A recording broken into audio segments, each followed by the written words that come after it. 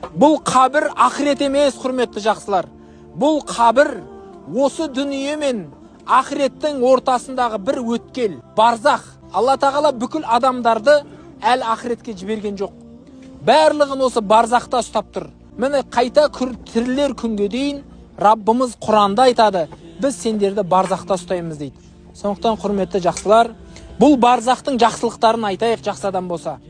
Сондықтан бұл жерге біздің абыройымыз, киген киіміміз, мінген көлігіміз пайда бермейді. Бұл қабір абыройлыларды қабылдайды. Қандай абыройлы десе, намазына бекем, оразасын ұстаған, жетім жесірге жақсылықпен қарасқан, туысқандарға байланысын үзбеген, ата-анасына тух деп сөйлемеген, балаларына сондай мейірбан, жақсы жандарды қуанышпен қарсы алатын жер. Бұл қалай десе, қабірлері кең, көз жеткенге шейін қабірін Алла Тағала кеңейтеді екен. Жәннатын көрсетеді екен қабірінде болған кезде. Өйткені қабірінде жәннатын көреді екен. Бұлай қарайды екен, бұлай қарайды екен. Бұл не десе сен, бұл сенің ертең баратын жәннатың дейді екен.